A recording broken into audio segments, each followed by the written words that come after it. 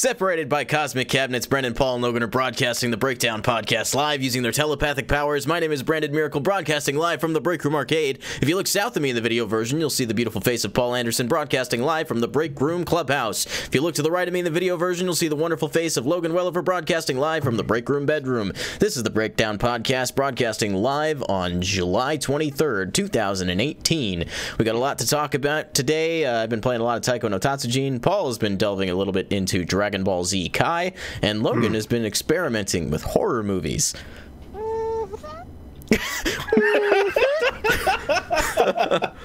Good work, Logan. So you guys know the drill. We talk about our movies, TV, anime, and video games that we experienced over the last week, and we always start off the show. That's what we're doing? That's how this show works, Logan. I'm glad that... This isn't Nintendo stuff? I'm glad that you ask questions when you're not sure. So we always start off with movies and TV, and to kick things off, I watched a good old double feature of Mamma Mia and Mamma Mia 2. Mia. Here we go again. This is one of Michaela's, the first one is one of Michaela's favorite movies, so I bought it for her on Blu-ray. I mentioned that a couple weeks back. And I wasn't sure how I was going to react to this movie, but boy, it was a mixed bag of emotions. I really liked your reaction to this movie. Granted, I've never seen it, so I couldn't really, say how accurate it was, but... I've never, simultaneously had fun and wanted to vomit quite like I did while watching Mamma Mia for the first time. Yeah. You really sold this. Yeah, I've seen Mamma Mia, but I'll tell you this. I remember being very indifferent towards it. At least that's how I feel now. It's like I know it exists. I remember that I watched it, but I don't really remember it. I remember bits and pieces of it. Right. I should clarify that I don't. In passing, I don't find it like an offensive movie in terms of how I feel the quality is concerned. Excuse me, sorry. But this movie obviously exists for a bunch of high-profile actors to show up on screen and sing some classic songs that everybody loves. It's it's described as a jukebox musical comedy, and for that I think it succeeds, except in one case, which I'll get to in a second. But it's like they did this and forgot to write the plot of the movie. So, for those of you who don't know, the basic premise of this movie is this family lives on an island in Greece, and they're planning to open a hotel. The daughter of the woman who owns the building is getting married the next day, but she's never met her father. She stumbles across her mother's diary, which details 3 men that she fooled around with in the summer that she was conceived. So she invites all 3 of them to the wedding to figure out which one of them is her father, so that she can have him walk her down the aisle. Please, just blink twice if by the end of the movie she just has 3 dads. Spoiler alert, you never find out who the father is. Ever. That's fun. That's actually more fun. Sequel? You don't find out in the sequel either. Dang. So, Why? you said the sequel was them basically just doing the same thing over again. Do you mean that, literally? Is it... Here's the thing. So the sequel takes place in the future. So she's not getting married again. She's not getting married again. But it takes place in the future, and they're finally actually opening the hotel. For the sake of the plot, she divorced the guy in the first film, and is marrying a new guy. The second film. Yeah, I was gonna say it's kind of sad if she's getting married again, and that's the second new dude. I'll wrap up my thoughts on the first film. The lack of a plot had gotten to me so badly by about the second act of the movie that's where I really started falling off. That's not to say that there weren't some scenes that I had a lot of fun with. There's a scene where Meryl Streep and her 2 friends in the film start singing Dancing Queen, and they run all throughout the village that they live in Greece, and then little by little different women who are observing this happening start joining in the line and start dancing together until they have the entire town. And I thought that was great. That's a good musical bombastic piece, so it's fun. It succeeded in what it was supposed to do.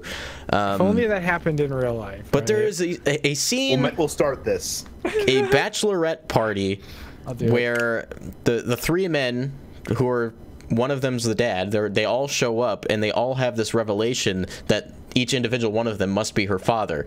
They don't discuss this amongst themselves, but they all come up with this idea on their own.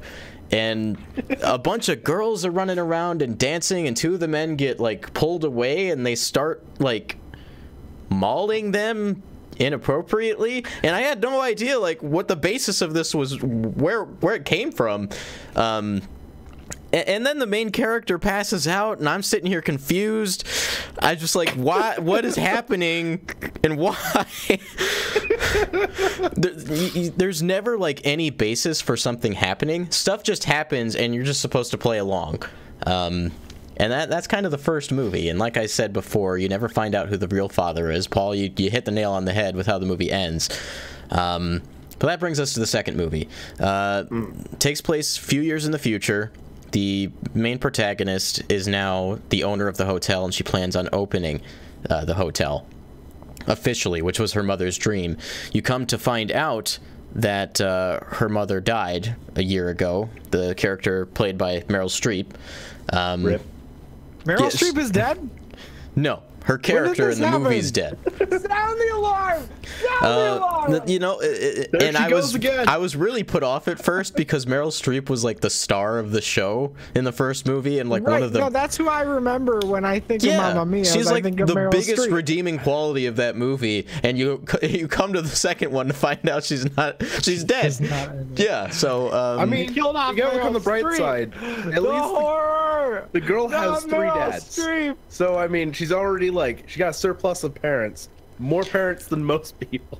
Right, but one of her parents is Pierce Brosnan, you know, James Bond, and he, oh my goodness, he cannot sing. Are you? Oh, I was gonna say, like, did he get you bothered? He got me bothered in a way I'm not happy about. He had a couple songs in the first movie that you could just tell that it was very strenuous on his voice, and it is just not something he does. In the second movie, he sings once for like 30 seconds, and it's... And that was still too much?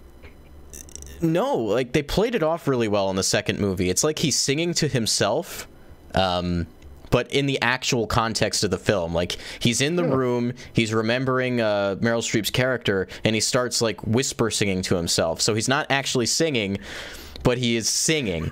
So it's like ASMR? I guess, but they played it off really well. So, you know, they know that he can't sing, so they gave him a song that played really well to his strength. So I really appreciated that. So the thing about the first movie is that there's these three dads, and Meryl Streep's character has had, you know, a relationship with the three of them. You never find out any of the circumstances that lead to that. You get to the end of the first movie having no background on any of the characters at all, and you have no idea why you should like them even a little bit. The second movie is the entire story that they forgot to tell you in the first one. So why you should like each dad? Why you should like each dad, why you should like Meryl Streep's character. You get all of that backstory. It's told really well. I still Spoiler have alert, no... You shouldn't, though, right? What's that? Spoiler alert, you shouldn't like any of them, right? Actually, you should like all of them. They're all good guys. It's a happy musical. I get to the end of the movie and realize that I have like no emotional attachment to the main protagonist, and she's the protagonist in both movies, and they don't like really develop her in either case. So I was a little weirded out by that. But they built up Meryl Streep's character in the three dads, which is what was upsetting to me the most in the first one. So I appreciated it for that. I enjoyed the second one a whole lot more than the first one. just in general. That's how I came out feeling. That doesn't mean that the second one doesn't do some completely like ridiculous things that shouldn't happen or like have no basis for happening, but they happen anyway. But it's almost a musical, so it's almost like they're making fun of themselves though, in the way that they play it off. So it's almost like self-referential, and I kind of dig that. And then the last thing I want to talk about is one of the three dads.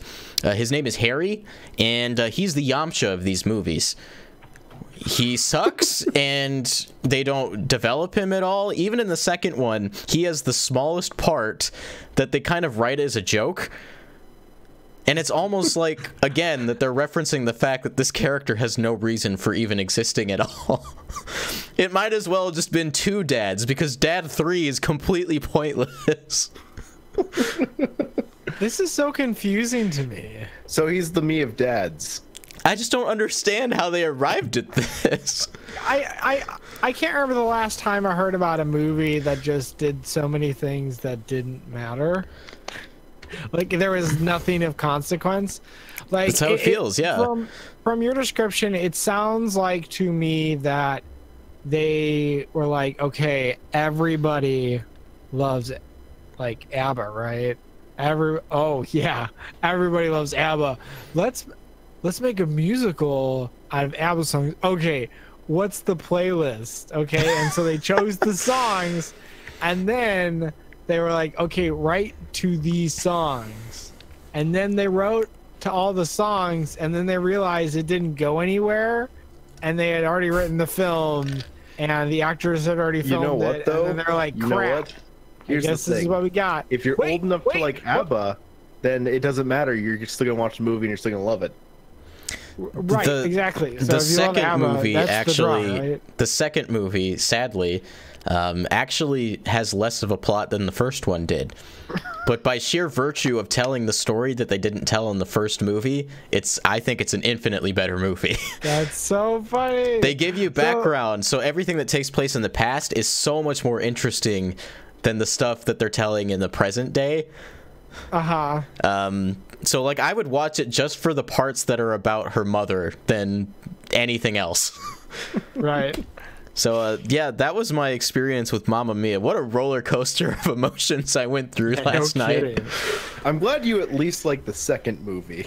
The second movie I would legitimately watch again. I had a good time with it. I'm not gonna lie though, just your description of the first one really had me laughing for like a solid minute. Watch it. You've both seen it, I guess, right? I've seen bits and pieces of it, like when my mom and sister were watching it. Watch it again, Paul, and tell me if I'm crazy. I'll have to watch it again. I believe you, because I don't remember it. It's just I don't know what I was expecting, but I that's not to say I didn't have fun with both of them. Just enjoyed the second one more. That's fair. So on top of that, I also watched the first season of Atypical on Netflix. That's a good show. Yeah, it is. I really just kind of threw on an episode because I needed something on in the background. And then you watched the whole season on accident? I mean, it's only 8 episodes, and they're really short episodes at that. Half hour, yeah. So Atypical, have we talked about that on the show before? I think I watched it before we started the show. Okay, so Atypical centers on a character or a young man who has autism, and the majority of the show's writing kind of comes from his perspective. And essentially, the plot of the show is that his therapist is encouraging him to get a girlfriend. So it's kind of a journey, a coming-of-age story, and life through the eyes of someone who thinks differently than other people. And I think it's done incredibly well. You'll see, like, the main character, was it Sam? I actually can't remember. Yeah. You'll see Sam do things that, a regular person might not do in certain social circumstances, but then you'll cut away to a shot of him talking to his therapist where he works out why he did the thing he did to her. And it just kind of does that throughout the whole show, where it kind of cuts back and forth between these moments of his life to him talking to his therapist to get some insight on why he does what he does. And it's really well done and concise, and I really liked that about it.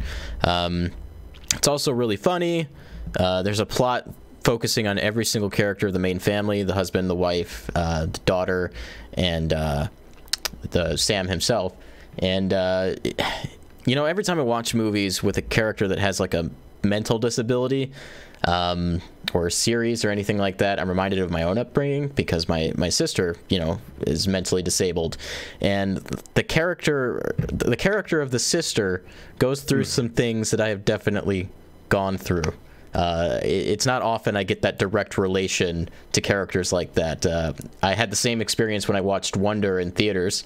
There was a character that was written for me, and here we are again with another character that was written for me, so that was kind of nice. And they captured the emotions I've gone through pretty dang well.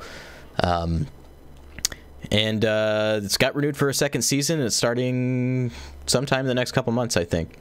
Oh, I'm so glad to hear that. Yeah. It didn't take long to get renewed. Yeah, it's really good. I watched it in a night and a half, I think. I think I watched it over like the span of a week. Basically, I just read the description on Netflix, and I knew instantly that I had to watch it. And so I did. And it was actually, it's probably in my top 10 Netflix originals. I'd probably echo that sentiment. I'm drawn to shows that, you know, focus on perspectives that most people wouldn't be familiar with, because it provides the character good dynamics. insight. Yeah. Just around Sam, were just so rich. Like I appreciate the show and like its storytelling so much. Yeah, I mean, I kind of focused on the sister, but you also see what it's like for, you know, parents to raise a child with, you know, issues like this, and how different it is for each of them, because they don't have the same reactions and responses to different things that, you know, happen with Sam, and you get very individual stories between the two of them. So you're very much right. It's incredibly rich storytelling, and I'd highly recommend this one. I had a great time with it. Very, very funny. I want to give a shout out to Sam's best friend, who he works at the tech store with, because we're gonna get a little bit PG-13, but he sees himself as a sex god, but he's also not at all. But then there are times where they show you that he actually kinda is. And it's really weird, but I love it because they keep coming up with different ways for him to say sex over the course of the series, and it makes me laugh every time. That sounds fantastic. It's really good. So yeah, that's all I watched this week. Right on. So let's see what all I had going this week. I think movies was kind of my larger list. Starting off, I watched Snowden. I found the movie for $5. It had, you know, JGL, and I love JGL. This show was a little dry. It didn't quite capture my attention quite as much as I thought it would be. I thought it'd be a little bit more enthralling than it was. Not to say that it's not good. I don't think I was quite in the mindset to watch something this tone. Was it dry, or how would you describe that? A little bit dry. I mean, it's NSA surveillance, kind of getting that like back end perspective of it from a character that from a person that was involved in it and eventually kind of exposed just how much information the government's gathering on people. And it's a slow burn. You kind of see how this slowly chips away at him and gets him to the point where he has to expose all these secrets. But it's also just like kind of technical to a degree, maybe more so than it probably should have been. But at the same time, it is effective at, you know, kind of telling the story and kind of getting you from point A to point B. You know, how does this character, you know, in intelligence go so far to expose, you know, secrets of national security, I guess it would be. So I guess it's an interesting, the kind of thing that you have to go in, excuse me, knowing that it demands your attention. Yeah. But other than that, you know, it's JGL. Yeah, it's JGL. You can never really go wrong. So that was the only like thing I've watched this week that I can't say I enjoyed 100%. Everything else though was pretty enjoyable. Starting with What If I had to let Daniel Radcliffe redeem himself after Swiss Army Man. Yep. So I found another movie with Daniel Radcliffe. It also has Zoe Kazan. I don't know how to pronounce her last name, but I love that woman. It's got Zoe. Yes. Basically, you have Daniel Radcliffe's character who is, I think, a couple of years outside of a really bad breakup, and he's kind of just getting over it. He starts off being very pessimistic, and then he meets Zoe's character at a party, and I think she's like the cousin of his best friend, who is played by Adam Driver. So yeah, this is a fun cast. What's going on here? He meets Zoe, and they hit it off. They're walking home after this party. You know, they've been talking most of the night, and as they're like trying to make plans to meet and go on an actual date, she reveals it's late, and my boyfriend's probably worried about me. Oh. And so she's just looking for a friend, and Daniel Radcliffe kind of obliges. Oh. And so it's following kind of this like this great. It's kind of following like these two characters who have this like kind of forbidden romance thing going on. You know, they're trying to be friends, but you know they don't quite want that. They want more than that, and they feel more than that. I enjoyed this movie a whole lot. Like, it's got a great cast, great dynamics, and a pretty fun plot. Where did you watch this? I thought they were done with the Harry Potter films. I know, Harry Potter and the the friend zone. The friend zone. Daniel Radcliffe's also in a movie called Horns, I think. Yes, Horns is good. I have not seen that one yet. I've been told to watch it before. It's a lot of fun. I watched this on Amazon Prime Instant Video. Was it free with subscription or rent? Yep. Okay. It was free. Cool. So with that, I also watched another Adam Driver film. I watched Logan Lucky, and I knew nothing about this movie going in, and it was actually probably more enjoyable because of that. For whatever reason, like I know I've seen trailers for this, I still managed to not know what it's about. Yeah, Dylan tried to get me to see this in theaters, and I wanted to. It's one of those things, you know, didn't happen. Yeah. So you have Channing Tatum and Adam Driver. They're the Logan brothers. It's an interesting combo. Their family's cursed. And early on, like, Channing Tatum's character, I forget which Logan he was. Jimmy Logan. He his wife is getting ready to move to a different state with their daughter. They're divorced, and so he wants to get money so that he can move to and be close to his daughter. And so he comes up with this brilliant plan for a heist. They're going to rob a NASCAR racetrack. He worked for a construction site. He got fired, or construction company. He got fired, but they were working on renovating like this underground tunnels. And so it's actually a very clever heist movie. And like it's interesting too because the Logan brothers are also like, they have great character. They don't necessarily they're not driven by greed, but they're doing something, you know, driven by greed. More necessity, I guess, in this case, but okay. It's a very entertaining watch. You know, they find a couple other criminals and they get them on board, and I want to say this is like, it's North Carolina, so you know they got that southern twang to them. So all the characters are super rich. I like it. If you have time, that is also on Amazon Prime Instant Video. I love having access to all these streaming services. Hello to everybody in the chat. Not ignoring you, just was looking for an opportunity to kind of sneak that in there. Avengers the Friend Zone. I like that. You're also not a Yamcha, Paul. I appreciate it, man. I'm the Yamcha. What if we're all the Yamcha? Underdeveloped. You're underdeveloped. Yeah. Gonna have to write to Toriyama about that. So I had one more movie, one more show. Do it. Last movie was Set It Up.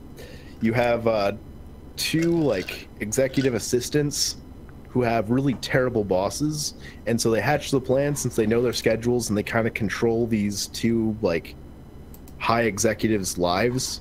That we're gonna set them up so they leave us alone. And so it's a romantic comedy, just kind of following that. Fair enough. Pretty fun. All right. Get a chance. Okay. Netflix. And so the last thing this week, it's something I've been meaning to do for a long time. I finally jumped back into Black Mirror. Yay. I've been working my way through season 2. I've watched season 1 a long time ago. Man. And I just Not a never lot. went back to it. I know. Really? Yeah. I just never got around to it. Yeah. And so, I mean, that's the kind of thing that's best just kind of digested, like, you know, watch like an episode a week or something. This might be one of my favorite shows, like, in recent memory, just on top. I remember episode 1, like I watched it a long time ago, but like it was such a memorable experience that it's been on my list since like I think sophomore or junior year of college. Yeah, that first episode is something. And so recently I watched the first episode of season 2. I think the second episode I had seen previously with friends that were watching it, and then I think I'm on the season 2 finale, and I got about halfway through that. Just two guys talking in, I'm assuming in like an Arctic base. Oh, okay. Yeah, that's a pretty popular episode. I was into it up until bedtime. That's a longer one too, isn't it? Yeah. I realized, like, I look at the clock and I'm like, I'm not going to be able to finish this, but I do want to start it at least. And so I got about halfway through it. I got to, like, I think the second guy's story he was about to start, and I just left it there. So I'm probably, after we get done tonight, I'm going to hop back into that and watch some more of it. That show is so engaging, and every story is so well crafted. There's not an episode I can say I disliked. It's very consistent. There's some that are stronger than others, but they're all super memorable. Yeah. Yeah. They stand apart really well. It's interesting too, because they kind of like, they don't hit you super hard in that first episode because it's kind of based in current reality, and then after that it's just like, we're gonna do whatever we want.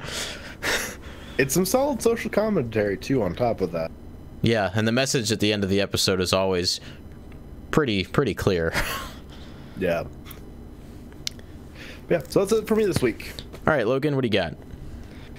All right. Well, I got a few items here. I'm going to talk about my TV stuff first. So I watched a little bit of Doctor Who. I watched just an episode. And I remember just like, man, I really like this show and I'm going to revisit it. So I did. I'm not sure I'll go back to it anytime soon, but that was something that I did. I remember you being pretty into that when we were in college. Yeah, it's a lot of fun. It's a ton of fun. Besides that, though, been watching more Hannibal. I think I'm on episode 6 with Johnny, so I'm actually 2 episodes away from being caught up from when I started watching it the first time. So that's cool. How long are those seasons again? 13 episodes? 13? Okay. Yeah, they're not terribly long. Okay. They're pretty short. It's good season length. In terms of movies, I watched 2 horror films this week. So I watched It, which is the 2017 remake of the Stephen King book, and it was really good. I didn't realize that Stranger Things Finn Wolfhard was in it. I don't know how, because there was like a ton of advertising for that film, and I hardly knew anything about it. Tying balloons to sewer grates isn't quite the same as telling you who's in the movie. Right, but I mean, there was more trailers, right? And you think I think I should have seen one at some point, but I didn't. But that was a nice surprise, and I liked what they did. I like Pennywise. I think this whole psychological aspect of it was I don't know. The movie wasn't terribly scary. Like, I wasn't scared of this film. Like, it didn't really make me uneasy.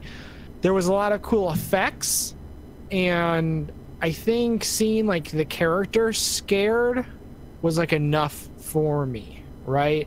So you get all these kids and they're being like chased after, and all this stuff that only they can see, and everybody thinks they're crazy, but just, it's a really well crafted film. I'll say that it was really well crafted. It was a really good story. It was well written. It was well shot. Just everything about it was really good. I didn't think it was as horrifying as I wanted it to be. It's interesting. I kind of lean towards psychological horror and thrillers that, you know, if they're enough to get me uneasy just through atmosphere alone, that's what I'm looking for in a film. Right. And we've been seeing that a lot in current cinema, so that's kind of exciting. Yeah. So, my last movie, and this is the highlight of my week. This is the best thing that happened to me this week, in terms of just whatever I watched or played. It was me, wasn't it? No. Sorry, Paul. That was last week, but I'm sorry. Oh, okay. Sorry. You have been, I would say, defeated. Replaced. I'm sorry I wanted to be the best part of your week, Logan. You'll have future opportunities. Okay. But I've been kind of really into horror, specifically because I love the visuals of horror films, right? I'm a huge fan of something like The Thing, which I watched a few months ago, and I was like, oh my gosh, this is great. Good costumes and makeup and visual design, especially when it's like over the top and really creative. It's just like, it kind of tickles my funny bone or whatever. I don't know what you want to call it, right? But it's tickles my funny bone. Tickles my funny bone. So, but there's a subgenre of horror that I've been kind of really into, which is body horror. And so what that entails is when usually humans are somehow like mutated or transformed for the sake of obviously like making a horror film. So and that's what body horror this isn't is. Like, is that gore, or I guess I need a little clearer picture. Usually it's accompanied by gore, by actual like mutilation and stuff like that. Okay.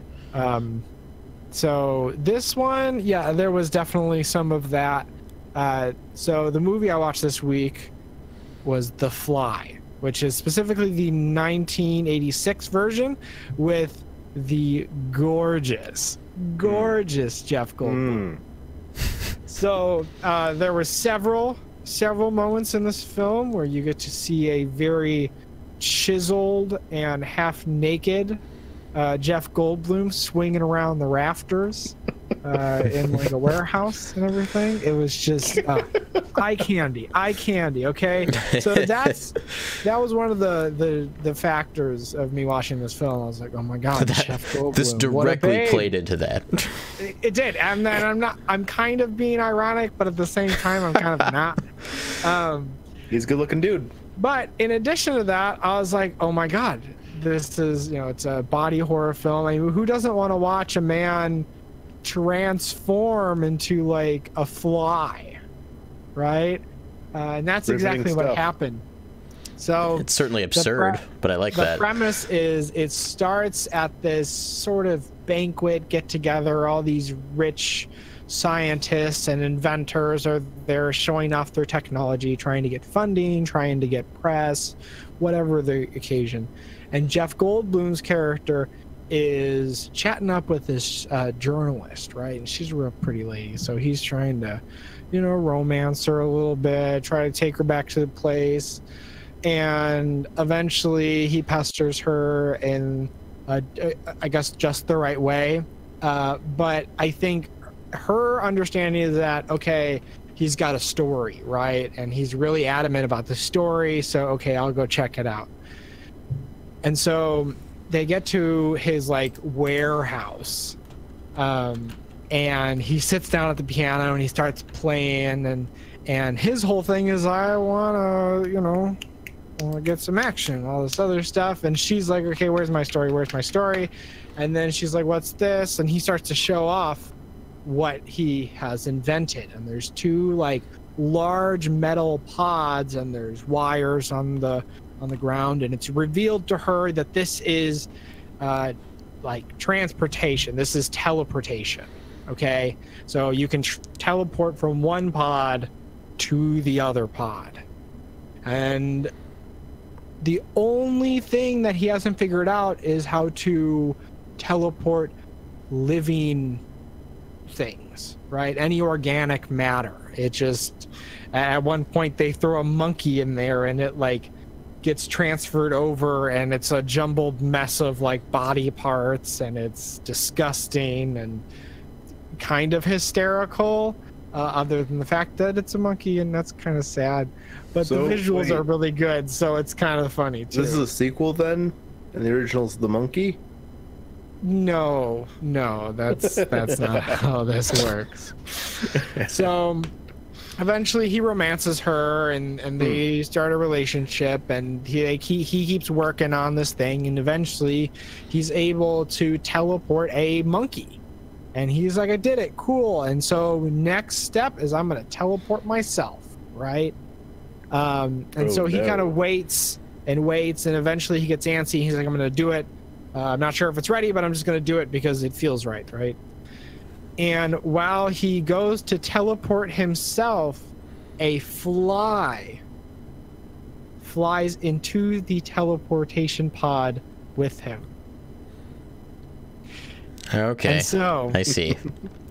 He teleports, and at this point I was expecting like a massive transformation, like just, oh wow, what are these gonna do for the rest of the film, right? He's gonna become the fly and something's gonna happen. But that's not actually what happened. He came out and he looked normal. He goes, I think he was shaken up because he's like, I feel different. I'm Jeff Goldblum, and I don't feel good, and but now, I'm anxious because I just teleported myself, and nobody's done that before, and I'm the first one to do it. And then he picks up the monkey and he's talking to it, and then it becomes increasingly apparent over the course of the movie that his body is changing, and then he gets stronger, he gets lighter, he gets faster, And at first it's like a really desirable thing because he's like more alive, but then he starts eating like a ton of sugar because he's got fly DNA in it. And then eventually like he gets to a point where like he's just not even recognizable.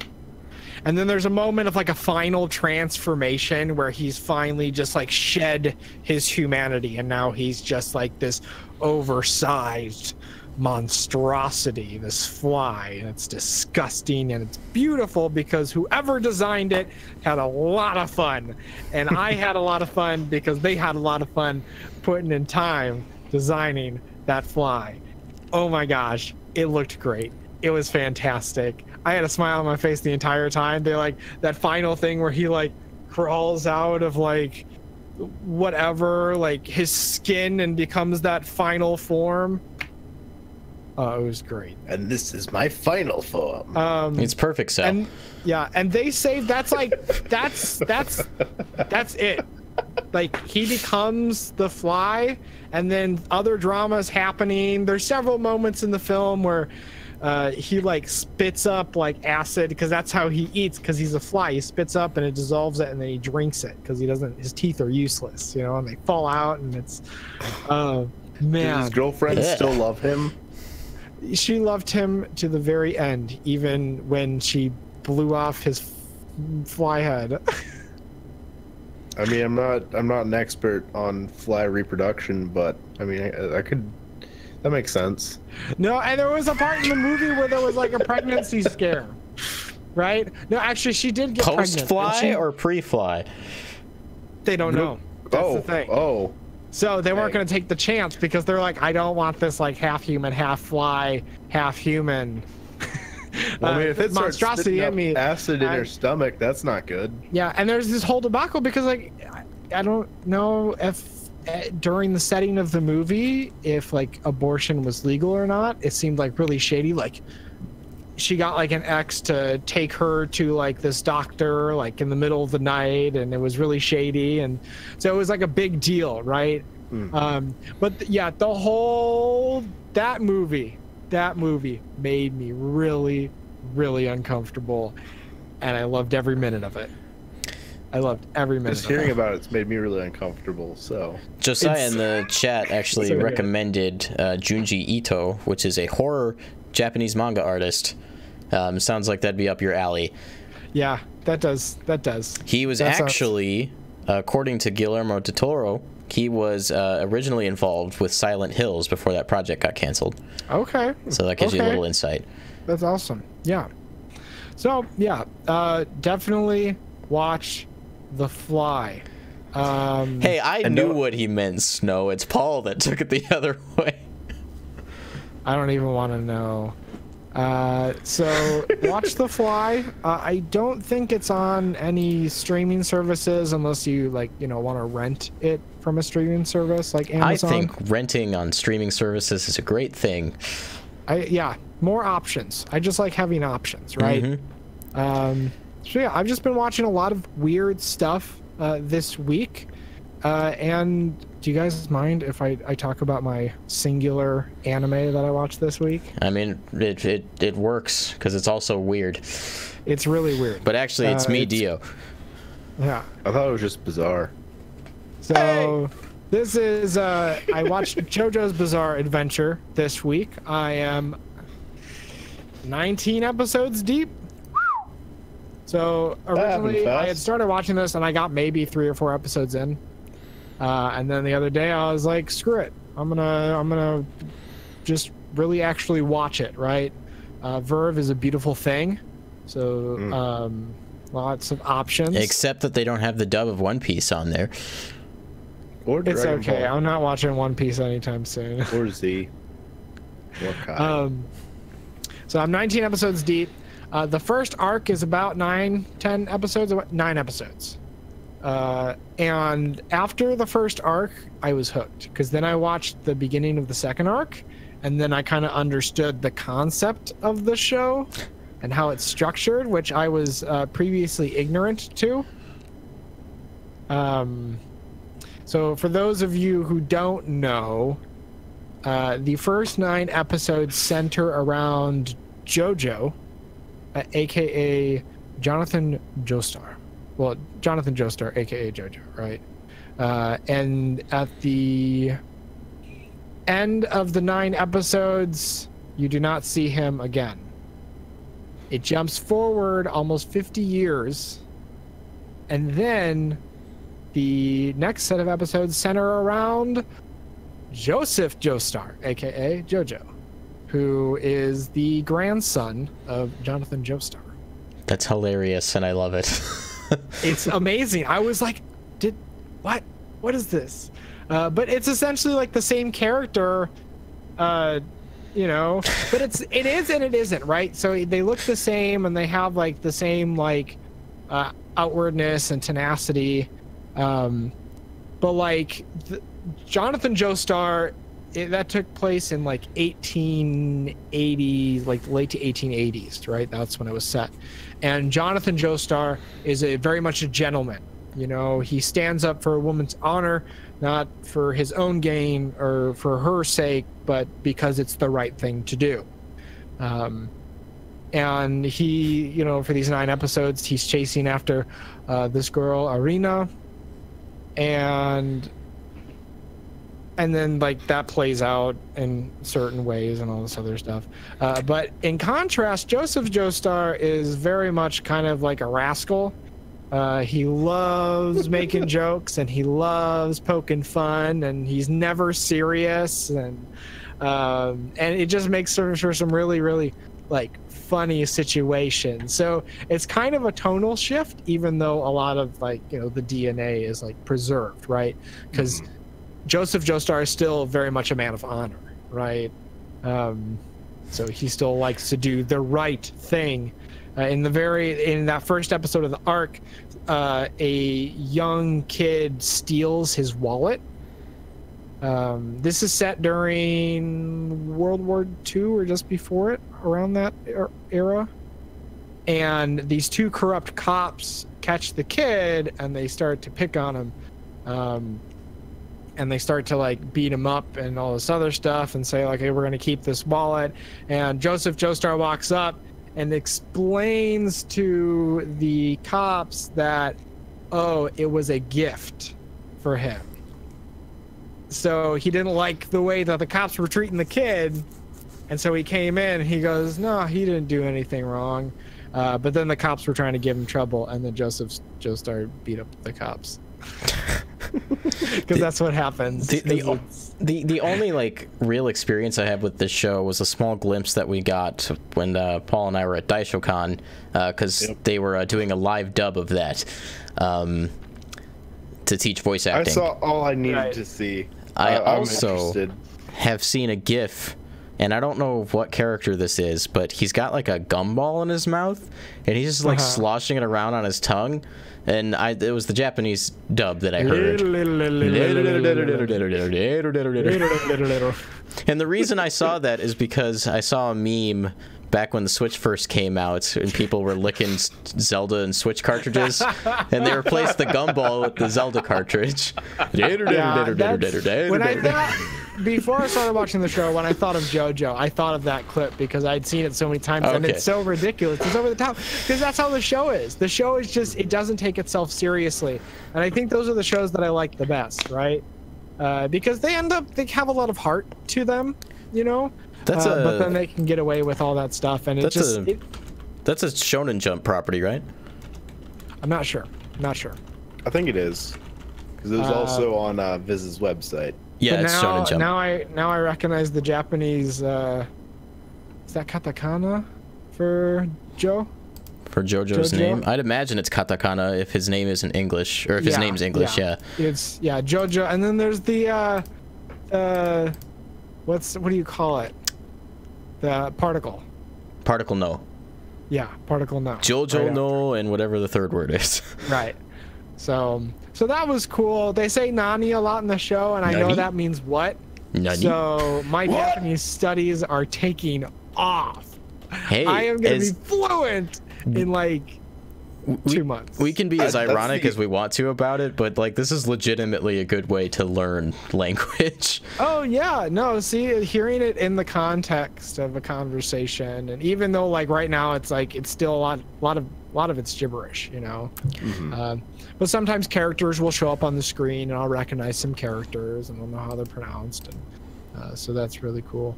So I recommend JoJo's Bizarre Adventure. It's a hoot.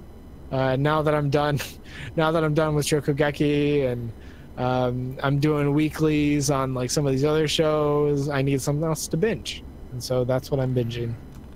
Speaking of binging, I am still on my journey with Naruto. It slowed down a little bit because my week last week was fairly busy. But I'm a few more episodes into the final arc of part 1. I got to see Neji fighting Kidomaru,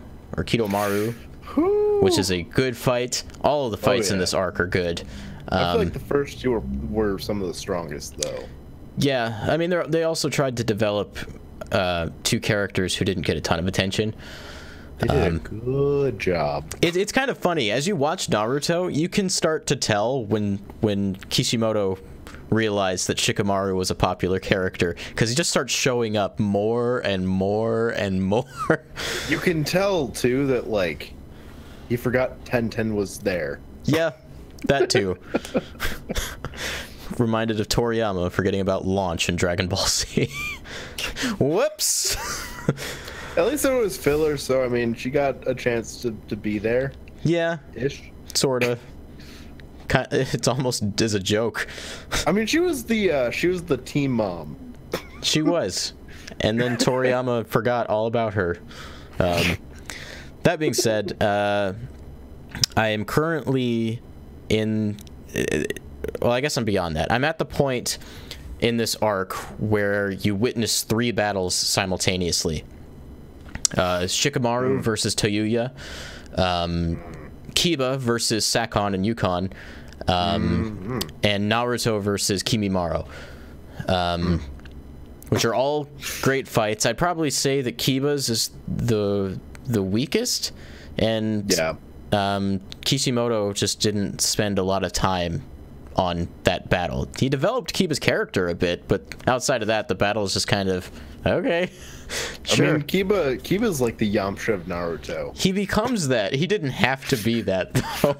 I'm fine with him becoming that, though. The funny thing about them, though, is that they're both characters centered on wolves.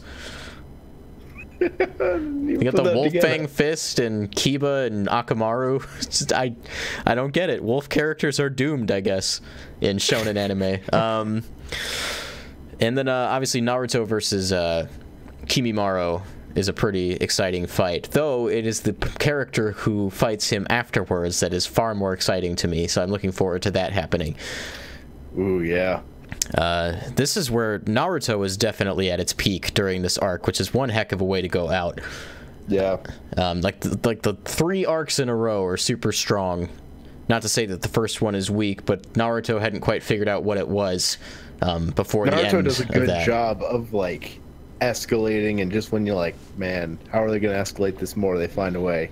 Oh yeah. Naruto versus Gaara. So gripping. Naruto versus Gaara is like one of those anime fights that defines your childhood, you know? That and like Gohan versus Cell. I remember like getting to the manga for part 2 and just like being so hooked that I couldn't stop, and it just kept shooting straight up. Yeah. Just kept me hooked. When we got to part 2 on the manga, we went all the way to the end. It was a straight shot. It was that good. There's a reason that Naruto stands the test of time alongside shows like One Piece. Which, quickly, Oda-sensei has recently stated that they are now 80% through One Piece. So we're getting closer. I dream that one day I'll be able to watch One Piece from beginning to end. And I'll have the free time to do so. I feel like time will run out before I ever like actually decide that that's like worth my time. I mean, I don't know. It remains to be seen, and I won't say no, but maybe I'll touch One Piece if it ever finishes, and also Kai version. So that's kind of what I'm waiting for. Yeah. I might just watch it so I have something to watch consistently once I'm, you know, done with Naruto again. Again. Well, I mean, by the time you get done with Naruto, then they'll be done with One Piece. The nice thing is I can watch it to completion with the dub this time. So that's kind of the added incentive, is that I get to hear it with Miley Flanagan and Yuri Lowenthal. Right. I love Yuri Lowenthal. Top tier. Yuri Lowenbay. But contender for highlight of the week, but not quite my highlight of the week, was actually Boruto.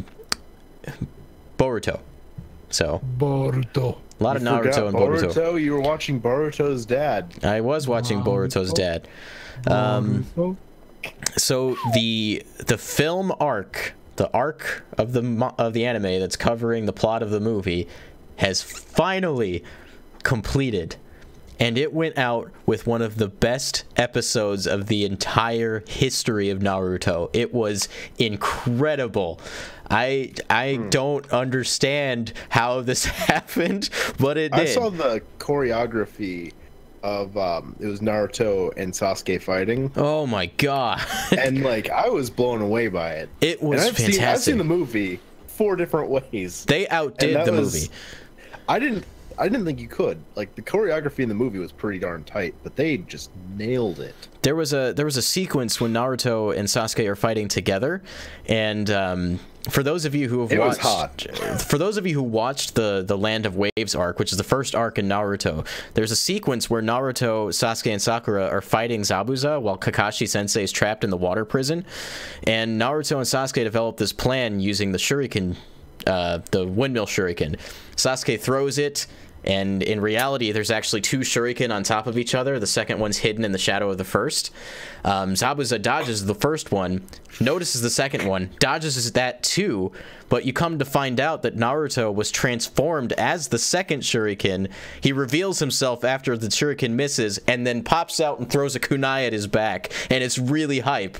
They did it again during this fight, but they like, made it hyper. They like triple bluffed you this time. Naruto like throws a Rasen Shuriken, and then Sasuke pops out and throws his sword. The sword misses, and then Naruto pops out of the sword and then throws something else. I was like, holy cow, what is happening right now? It was an insane fight. Like, it's so good. They really like, they touched on the childhood aspect. We're like, we're gonna reference something that was really, you know, really cool in the original Naruto. Well, I mean, how many examples do you have of Naruto and Sasuke fighting? Not a lot. So like, that was such a good callback. Oh, it was so good. And Kishimoto, man, like, I don't know how much involvement he had in this, but he's got like a treasured history with this show, and I absolutely Someone adore it. deserves a raise. I saw a GIF on Twitter. Well, actually, I should preface this. My Twitter was just completely blown up with Boruto stuff the day that this episode came out. Everybody was just like, oh, this episode's fantastic. It's incredible. You absolutely have to watch this. So I was like getting off of my Twitter for that day until I could watch the episode. Not that I didn't know what happens, because I've seen the movie, obviously. But that, oh my goodness, I watched it, and every second, every frame of animation was just incredible. They took an extra week to make this episode. It shows. They did not release it in that weekly schedule. And there's one other time that they've done this intentionally, and that was with the finale of Naruto Shippuden, the finale battle, which was a great choice. It's great to see like weekly syndicated anime like this, where they recognize how impactful like this episode or the scene needs to be, so they willingly take the extra week to work on it. It's so good. I'm a huge fan of what's been happening recently with all like TV, really, is having like a break in the middle of the season. Yeah. Because it's like, okay, you got your first batch, okay, let that sink in, right? But then it also gives people more time to like, okay, let's prepare for the second season, right? So they're dealing with it in smaller batches, and it's easier to handle that when you're, you know, dealing it with like that. So I like it when the CW isn't involved. I don't like how they do, like, they have their mid-season finale and crap, and I'm not a fan of their structure. Right. So yeah, this serves as the finale of the arc, but there is a lot of stuff that's not in the movie that is added into the final scene. They very much set up the precedent for the rest of the series, like in a specific moment during the final battle, where you learn that Boruto might not be exactly who you think he is, and that there's more to his character than meets the eye. On a mystical level, spiritual level, there's this, like, some ability he has that he has access to. What's that? I said Ayo. Ayo? I think I know what you're talking about, but I'm not 100%. They went a little further than they did in the manga. So I'm not... I started watching the first couple episodes of it, and I noticed that there's more than meets the eye. They reference that and build that up, but they take it even beyond that. And they make a note to mention that Sasuke notices it as well. So I anticipate in the coming weeks we're actually going to start finding out what's going on with Boruto. So that's pretty exciting. Advance it and don't do like the manga where they just forget about the plot for a while. Fluff. Yeah, it's like it's like they're using filler in the manga. Ugh. I could not keep reading it. Yeah, I've committed myself to the anime, which has proven itself to be quite something special. They absolutely blew the movie out of the water, and every week I say that, and every week I can't believe that I'm saying that. I mean, you wouldn't really expect it, but I'm glad to hear that, honestly. Yeah, and one other thing that I thought was cute, there was this moment after Boruto uses his version of the Rasengan. And Naruto's like, wait, what happened? And then Boruto goes up to Naruto, Sasuke walks over, and he's like, I wouldn't let him become my student unless he learned and mastered the Rasengan. But he unknowingly applied a lightning chakra nature to the jutsu, and it makes the Rasengan disappear. And he called it the Vanishing Rasengan, and both Naruto and Boruto looked at Sasuke and said, Vanishing Rasengan!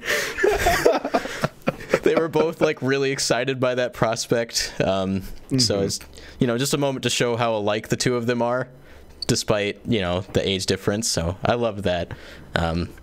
Yeah, that's all I can say about Boruto now. I love it. Good. So, anime for me, still watching The Black Clover, and they were building up something really awesome last week, and it didn't quite play out the way I wanted it to this week, but it still wasn't bad. There was a traitor in their midst, and I think that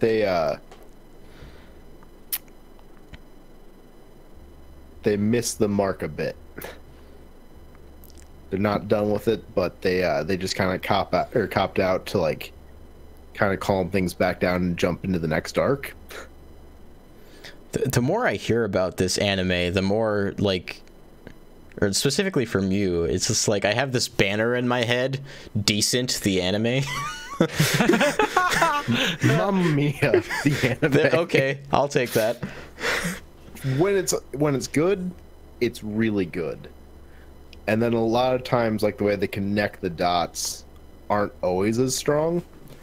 I will say though that like I do thoroughly enjoy all the characters.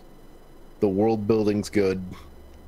It's just like the way they transition from one arc to the next could use some work. Sure. I mean, that being said, like it was still like a decent episode. It's just I know that I see the overarching plot, and I see them like. You think that's gonna be this, and then you see them like, nope. So it's gonna be this, nope. It's gonna be this, nope. They just keep stretching it out. That's my only beef right now. But other than that, like it's still hype. You Fair get enough. a really nice moment in this last episode with the Wizard King, and then the main character Asta's guild chief, I think they're called. His chief. His boss. Okay. And you kind of like see a little bit of their backstory and how you know, this outcast foreigner was given a chance by the now Wizard King, who was a wizard captain back then.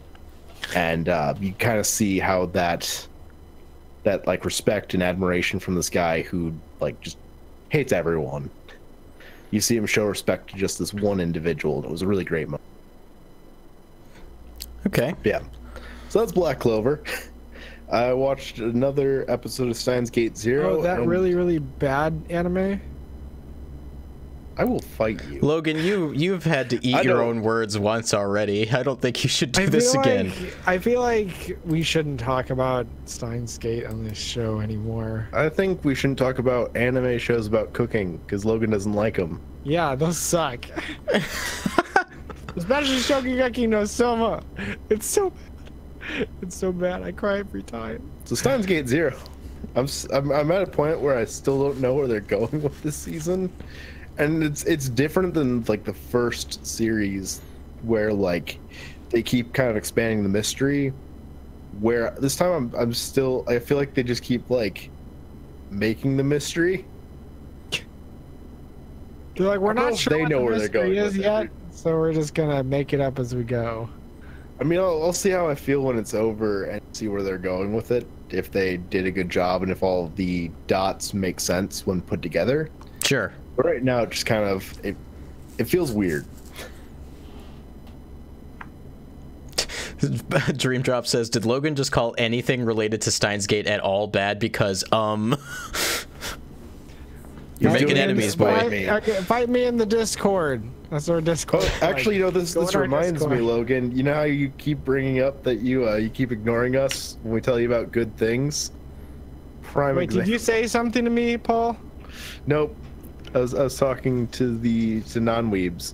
So, highlight of the week: Dragon Ball Kai. Woo! Yes. I say while I'm talking about anime. But I bought the first 2 seasons of Dragon Ball Kai because I've only seen like the original Z. I own all of it. I have all the orange bricks over there, and Kai is kind of weird to me. There's like the voice actor changes that are kind of hard for me to adjust to, but I'm making the effort this time to just kind of get over it and roll with it. It's the future we live in now, because it's never going back. The thing that bothered me with, like, I don't know if it's just Kai in general or just this collection, it's in 4x3. That's what I like about Kai personally, because the orange brick sets and the other sets released up to that point were in 16:9, and we're actually cutting off a decent portion of the image. I didn't think so. I mean, they are. That's a fact. So they've released this in 4x3, so you actually get the full image. The thing that bothers me is that Kai, the final chapters, goes back to cutting off the image with a 16:9 ratio. Consistency. Yeah, we'll now have it both ways, I guess. I didn't get too far into it. I think they're still fighting Raditz. Isn't that only 2 episodes long? 3. Yeah, it's pretty short. Actually, it might be 4. I don't know. I'm still not done with it. I was in between 2 episodes, and then I accidentally pressed like the back chapter, and then I think I pressed the forward chapter too many times. I couldn't find where I was supposed to be, and so I gave up. Called it a day. It's a good reason to give up. It's when you get lost. You know, this is hard now. Okay, guess I'm done. Yeah, I'll hop back into it eventually. Good. I'll keep going with it. Dragon Ball Kai. Something I forgot to mention when I was talking about Boruto, the dub of Boruto is beginning its airing in excuse me. It's airing on Toonami in September. So for those of you who are waiting for that or interested in the dub, that's coming, and very soon. Oh, so now I can stop watching it already and wait? If you want to be a year and a half behind. I don't. You convinced me. Look at you go. And then One Piece is like 300 episodes behind, which is like the equivalent of 6 years of TV. The thing is, if I was going to watch One Piece, I wouldn't. I would read it. Yeah, that's probably what I would do. From what I've been told, like they do like a 15 or 20 minutes long, so it's like a 10-minute recap of the last episode. And so technically it's not like dense on filler. There's just not a lot of episode. Isn't dense. So when they make the Kai version, they can essentially turn 2 episodes into 1, bringing the episode count down to like 415 currently. And then you cut out a bunch of filler, and it's even less. One Piece doesn't have a lot of filler. 13%. Yeah, it's really small. There's just a lot of One Piece. Right. That clears us for anime for this week, so that'll bring us into the games, bringing me to my actual highlight of the week, which is Taiko no Tatsujin Nintendo Switch version. What is that? It's a game where you hit a drum with some sticks. Oh, did you buy it at your local Walmart? I didn't buy it at Walmart. Where'd you buy it? I bought it on Amazon Japan. I bought the digital game code on Amazon Japan. Why'd you buy it from Japan? How many times it's not in America. It's not in America. It's not. Why would you buy a game that's not in America? Because I'm learning Japanese. Oh, so they sing in Japanese to you and you learn it? All of it's in Japanese. Everything. Except for a couple words. I like it. Except for a couple words. So I got 2 drums coming, one for me and one for my wife. The one that I ordered before the game came out, a month before the game came out, by the way. Your wife's. Hasn't left the country. So, don't know when that's coming. I ordered one from Amazon Japan just a couple days ago, and it's in Ohio. And it will be here tomorrow. So, just in time for my visit. Woo! Yeah, I'll have my drum. But I did get a chance to play with the drum because Josiah bought one and he brought it over the weekend, and we played Taiko no Tatsujin for like 8 or 9 hours straight. It was a long day. It's interesting. The drums have a long history of being really bad, like the drum controllers. Mm-hmm. And just suddenly, without any warning, the Nintendo Switch drum is perfect. Oh, really? They just fixed it. My theory is to modify it, right?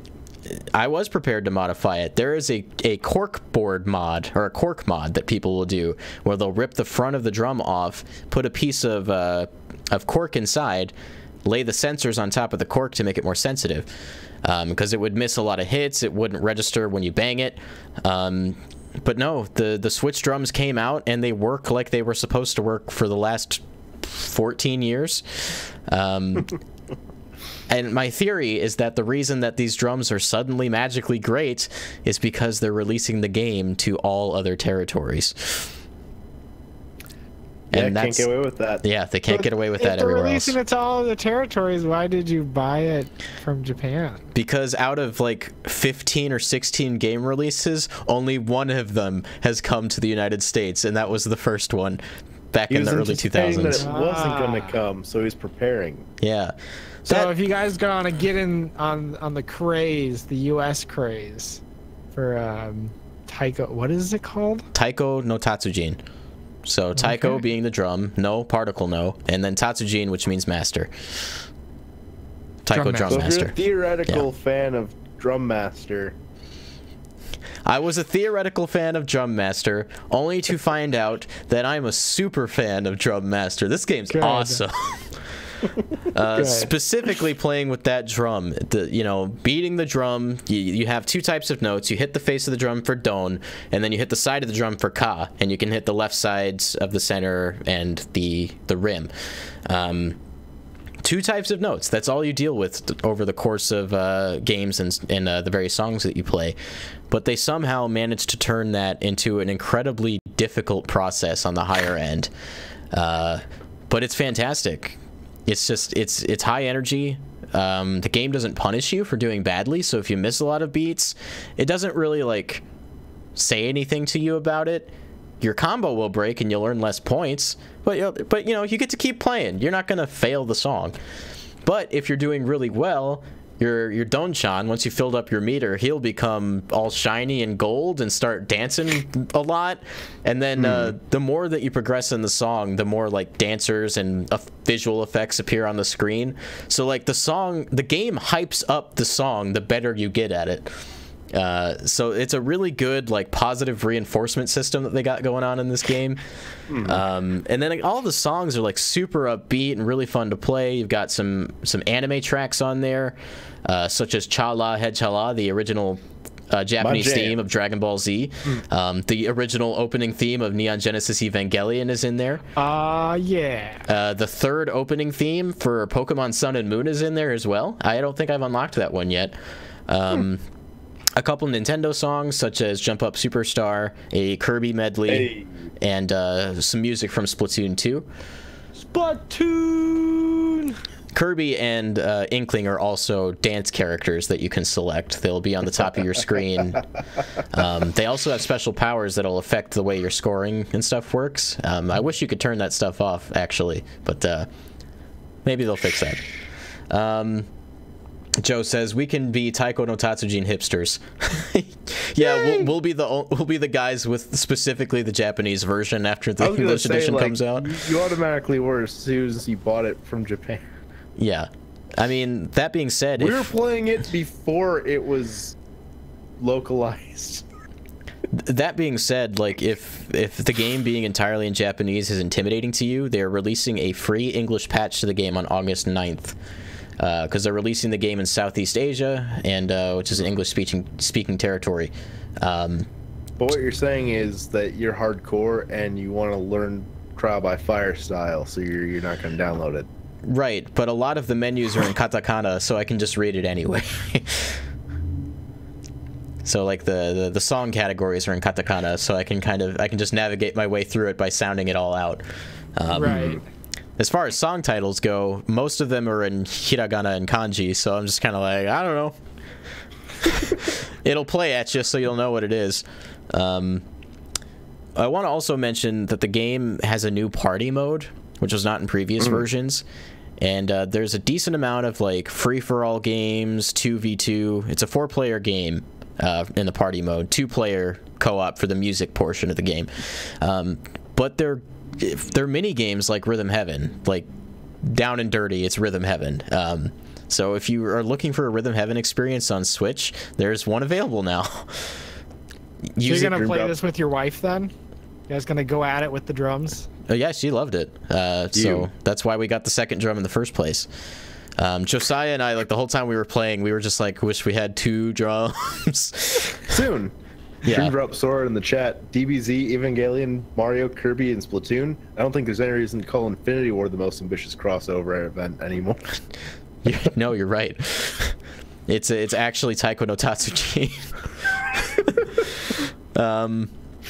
I'm hoping to get some more songs as DLC. That seems like that's going to be the plan going forward for the game.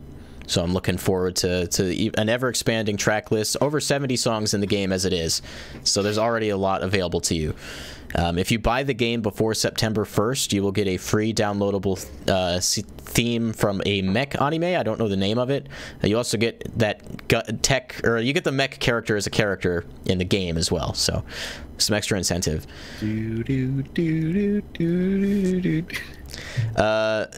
I am like full-on Donchan for Smash right now. So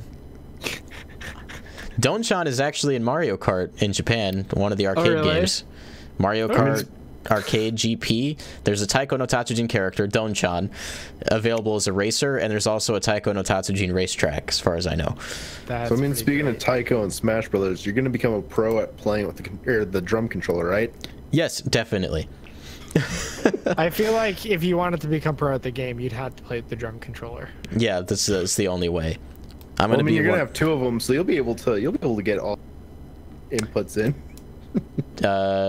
Dream Drop says, why would you learn hiragana, katakana, or kanji when romaji is obviously the most important version of Japanese? Yes. He gets it. Yes. Somebody gets it. And Joe says, Taiko with pro controller is no fun, and he's right. Like, in my mind, if you're getting Taiko and you're just playing on a controller, it's kind of lame. Experiencing it. That's not Taiko. You're not drumming. You gotta drum. I mean, there'll be people who get like super high scores on controller because it's probably easier to get higher scores on controller. The thing is like you're not really playing the game as intended. Do you want to master the drum? You want to be a drum master? Yeah, you got to be a drum master. Is the one with Donchan in America too? Oh, actually, you know, I've played that version. It is. That hit me. I'm pretty sure it is. I think it's the same one that has Pac-Man as a character because it's co-developed with Bandai Namco, I believe. And, you know, Bandai Namco is involved with Super Smash Brothers, so, you know, I mean... Can I get some Donchan? Here's the real question. When are we getting an announcement for the localization? Well, is that going to be a Nintendo Direct? I anticipate there being a fall direct for Nintendo, and I absolutely believe that's when we're going to hear about Taiko no Tatsujin Drummin' Fun, which is apparently the name of it. Drummin' Fun. That's a lame name. Didn't they find the... I think they found the logo for the localized version in the game files. They did, but I think the reason they found that is because that's going to be included with the Southeast Asia English patch. Yeah. Oh, gotcha. That doesn't mean that it won't be the logo when the game comes out here, assuming they call it Taiko no Tatsujin and not Taiko Drum Master. It'll be interesting to see what they decide as far as that goes. But yeah, Taiko no Tatsujin playing with Josiah for a whole night, that was definitely the highlight of my week. That game is really fun. If you like rhythm games at all, I try it. You're going to like it. So, demo in the eShop. So the highlight of my week was Brandon. Hey, it's me. Just kidding. It was still Dragon Ball Kai. So the games I played this week, I hit up more Hiragana Pixel Party. I talked about that last week on Nintendo stuff. It's a rhythm game that's supposed to help you learn like Hiragana and Katakana. So they'll throw different, they block them up into groups of 5, and they'll throw like usually about 5 at you at a time. And sometimes, you know, you press the button to jump over these blocks, sometimes the blocks will say, like, it'll be the hiragana or the katakana. Sometimes it'll be the English. Sometimes it'll be nothing. You just have to memorize the order that they're throwing them at you super fast. And so in my experience so far, it's been kind of an effective way to sort of memorize and start to recognize these different characters. Yeah, and that's also hard. That's good because where we're at currently with our Japanese studies, you're gonna get plunged into hiragana really fast. Like you're getting thrown into the deep end, and I can say that with confidence after finishing the first chapter of Genki 1. I'm kind of afraid to right now. Yeah, the work. I really need to like speed it up. Specifically for the workbook. Like, you can answer the questions in Romaji, but I feel like you're doing yourself a disservice if you're not answering the questions in hiragana and katakana. Yeah. So, I mean, be what prepared I'd for probably that. end up doing is Romaji first, and then transcribing that. Yeah, that's a good idea. It'll definitely help out. That's what I was doing earlier the other day when I was like just writing out the hiragana, as I was writing the romaji next to it, you know. Just to familiarize yourself with the Get them sounds. associated. Yeah. Yep. Connect the dots. So I played a couple different levels of that. I'm getting through, I think, the first 10. So the vowels, and then ka, ki, ku, ke, ko. Ka, ki, ku, ke, ko. All the consonants. Yep. And so I think like every 12 levels, they start adding more in. Okay. There's pages of different levels and tracks to play through. Is there like a free mode where you can kind of just set it to what you want, or do you just have to play the levels? You just have to play the levels. Okay. Well, it sounds like they space it out at least. Yeah. I think it's a game that'll definitely get easier the further we go with this. Mm-hmm. Right now, it's really hard. Especially when they get to the blocks where they don't tell you what it is on it. It's just black. So is it specifically the character recognition that's making it difficult right now, not the rhythm aspect? Well, it's more of that they'll throw multiple at you, mm-hmm. and then they won't show you like the order again, so I can't see, you know, this is ah, and then ah followed by E back to ah. I have to memorize that and then find the button. Like if it wasn't for that, like if they kept showing you, I wouldn't have a problem. Mm-hmm. Even if they, you know, even if it was all just the hiragana across the board, I still wouldn't have a problem with it. Mm-hmm. Or even when it's mixed, like that's still easy to me. It's when they just stop telling you and you have to memorize it. That's when I panic. Yeah, because they're asking your brain to do more than just recognition at that point. Yeah. Right. Still seems like it's valuable though.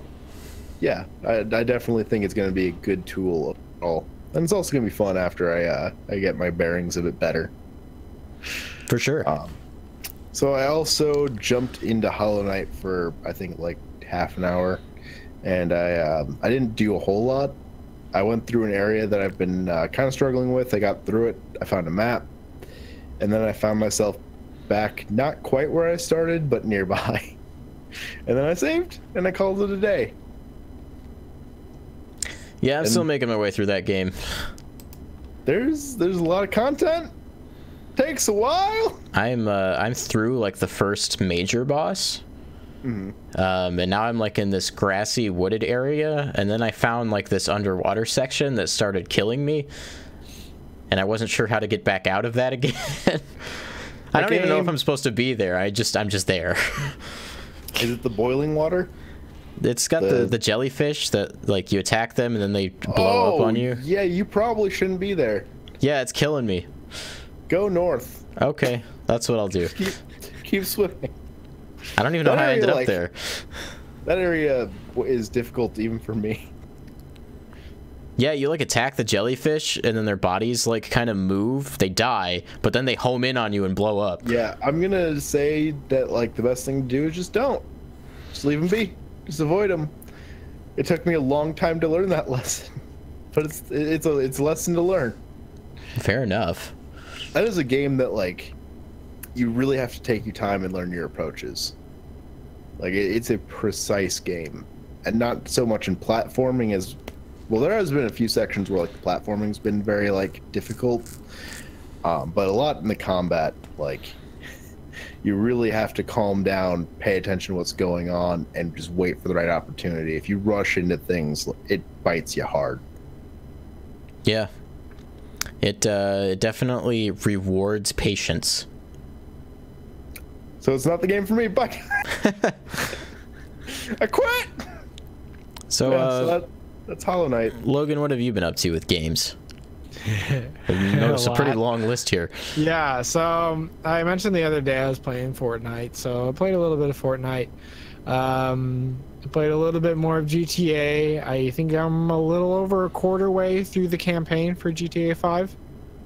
I put a good amount of time into Rocket League. I've been playing a lot of games with Johnny, so we will play locally and go online with Rocket League, and that's a lot of fun. Huh? It's a good way to bond. Yeah, no, it's really great. And then obviously I've been playing through Octo expansion. I haven't played any since Friday, but it's a work in progress. In addition to Rocket League, me and Johnny have been playing some other games. We've got some pickups from Disc Replay. He found NBA Street Volume 2, which is a fantastic sports game. Possibly one of my favorites. NBA Street Volume 2 is just like, it's just great 3v3 basketball. There's the whole game breaker meter that adds a lot, and you get to be all these old school superstars and the people who were relevant at the time, which was this was when Kobe Bryant and Shaq were still big, so they're in the game and their stats are crazy. Great game. I also played a little bit of Medal of Honor Frontline. So this is early modern shooter, right? So modern shooters, it has modern shooter controls. But man, this game shows a lot of age. it's a lot really of shooters rough. do. It's really ugly. And I couldn't even get through the first part of the game. I might just drop it down to easy and try it again, because I feel like I want to experience it. It starts out D-Day, right? There's nothing wrong with that. No difficulty shaming. Yeah. Yeah, but I mean, it feels like the mid difficulty is too much. I was having just a frustrating amount of time. I think I'm doing things right. Shooter AI, but I'm just dying. Largely feels unfair, from my experiences. Even old James Bond Nightfire, I want to say, had really difficult AI. At least for me, I was young with shooters at that point. So that's all about that. The last game we picked up, though, was a huge find, because I did not anticipate, because you go into some of these shops and you're not anticipating anything uber rare, because when it is uber rare and uber desirable and it costs more, usually people come in and buy it up pretty quickly, and they come in pretty rarely. And so the title that we were able to pick up, which they had 2 copies of, Banjo-Kazooie. Almost. Well, talk about how rare it was, Super Smash Brothers. They had 2 copies of Super Smash Bros. Melee. I was like, what the heck is this? This is like Christmas. Those usually get eaten up by competitive players and stuff. Yeah. So they had 2 copies, and me and Johnny made a joint purchase, because we're we need this. Also, it's $43, but it's totally worth it, because you just want to have that. And then I came back here and Johnny was with a friend and they were playing it, right? And I was like, heck yeah, we got Super Smash. We got Super Smash in the house. In the house, we got Super Smash. Melee was really big for us in college. Yeah. That's how we all bonded. It's still a ton of fun. I love it. It's funny, though, because Melee isn't our generation's Smash Brothers. like our college generation Smash Brothers, but that's still the Smash Brothers we were playing. Yeah. Well, I mean, when we first started out college, like, it was either that or Brawl. Yeah. Yeah, pretty much. So, Brandon, I remember you saying something about Melee the other week, where you were saying it doesn't feel quite as responsive as you remember it. It could have been the way Paul and I were playing it, by the way. Well, that being said, like, I was playing it normally, and I could probably echo that. Okay. So, it's a little bit clunkier than I remember it. Characters fall too fast. I like the floatier falling of the, subsequent games. But still, it's a fun experience. It's a great game, great party game. Anybody can play it. That's the beauty of Smash Bros, right? Mm-hmm. And for goodness sake, turn on some items. That's what we did. Mm-hmm. Yeah. And actually, so the last thing I want to talk about is I've been playing more Half-Life 2.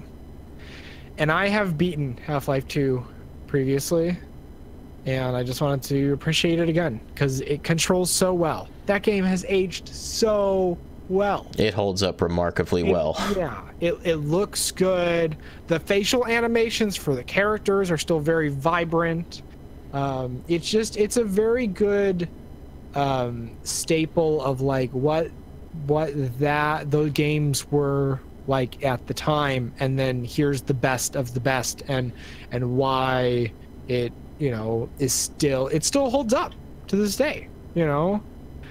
Such a great game.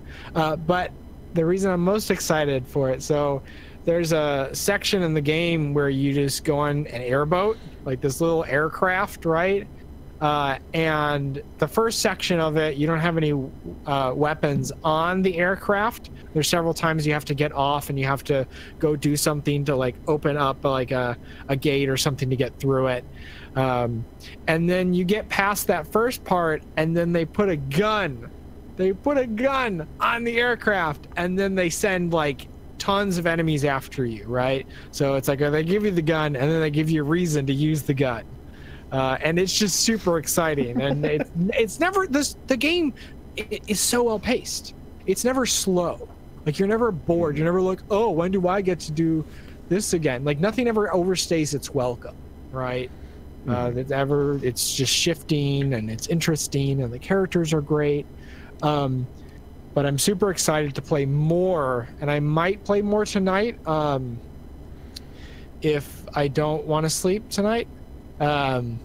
Because if I play more tonight, I am like just before Ravenholm, which is one of my favorite places in any game ever. It's horrifying. It's horrifying. There's so much horror in Half-Life because like there's the head crabs and the zombies, and then you go to Ravenholm and the atmosphere is fantastic. Like, you walk in and like a lot of times there's like music behind you and it's really exciting, like, oh no, you're being chased down, oh no. You get to Ravenholm, silence, and then you start you hear grunts and stuff like that, and it's so disconcerting, and just one of my favorite moments. If you have not played Half-Life 2, please play Half-Life 2. Understand why everybody has memed Half-Life 3 to death. It's a meme, but there's a reason. There's a reason for it, and it's because Half-Life 2 was so good. And I've also never played through the episodes afterwards, so this is kind of in preparation to play through both of those after I finish this run through. And that's my gaming for the week. And I think that's the show. Is that the show? That brings us to the end of the Breakdown Podcast, episode 23. If you liked what you were listening to here on YouTube, leave us a like on the video. And if you're new here, please subscribe to the channel to find out when we're doing all the cool stuff that we do. If you want even more information about what we do here, you just want to talk to us, you can follow us on Twitter at Babababs, at LoggyDubs, or at Gunnysaurus, as a collective at Breakroom Arcade, or you can join our Discord server, link in the YouTube description. We're in there pretty much all the time. We have a growing community. We love talking to you guys. It's been a lot of fun.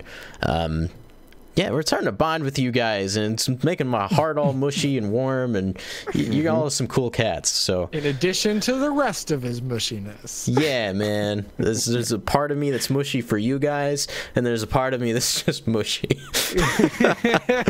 And real quick, I just want to say, if you guys think of any really great emojis, let us know in the podcast, or not the podcast suggestions, the Discord suggestions? Discord suggestions.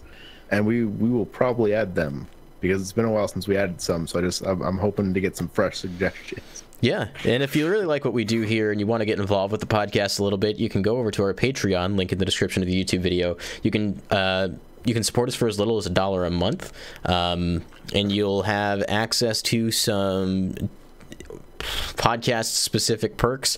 Click on the Patreon to figure out all that stuff. All the information is there and available. We do have 2 patrons I want to point out right now. We got Dream Drop Sora as one of our patrons, and also Devin Granderson. Thank you guys. You're the reason that we're able to continue doing this. It's super awesome. Kisses. We actually had Dream Drop on our Splatoon 2 Splatfest stream over the weekend, so we invited him on, and we had a great time playing with him, so thank you for doing that. We got some content coming to the channel. I have been working, I got a new setup here in my room to make game recording a little bit easier. So I recorded, I guess I can tell a quick story really quick. I played an hour of Bomber Crew. I was recording my audio in Adobe Audition, recording my webcam in OBS, and, you know, silly me, the one place I forgot to record was the game feed.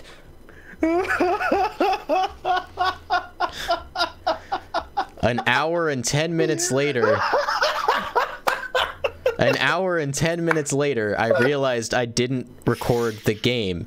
But Elgato has flashback recording, so I put it all the way to the beginning of my gameplay session. I hit record, and it saved everything. So those episodes are on the way. I love a happy ending. I'm also got a review for that game coming out soon, now that I have all the gameplay footage I need, so definitely look forward to that. Just wanted to throw that out there because I'm having a little trouble with the project right now, so just wanted to let you know it's there and I'm working on it. Anything else, anything you guys want to bring up? Yeah, I've had a spark of inspiration this week, and I guess I shouldn't say inspiration, even though that's definitely part of it. But I accidentally decided to do something this week. I made a video for my personal channel, and that led to a lot of discussion between us three, and I'm planning on doing some game and music oriented videos here coming soon. So yeah, anticipate that pretty soon for me. Also, if you want to watch that video and you haven't seen it, Logan posted a link to that in the Discord, so that'll give you an opportunity to check that out. See a little bit more of Logan. Anything from you, Paul? Yep, I got a review in the pipeline. I'm just not that great at talking to cameras yet. I'm working on that, and I'm going to learn by doing. So eventually, when I can say what I need to say in less than like 40 minutes, there will be a review. All right, so you heard it all here first. Subscribe to catch all that stuff. We got a couple guests lined up for the Breakdown podcast. Still working out the dates for those, and we'll announce a special guest when we get a little bit closer to that. We're still working out the time with Roger. He's a busy guy, so we don't want to tire him out when he's already doing so much. So bless him for even coming on the show at all. So definitely keep looking forward to that. And with that, make sure to check out the Nintendo Stuff podcast Friday, 7:30 p.m. Central Time, where we talk about all the Nintendo news of the week, talk about the Smash blog and all that fun stuff. So make sure you come back for all of that. But for now, don't break your backs, break in the games. But for now, again, I guess, break time's over.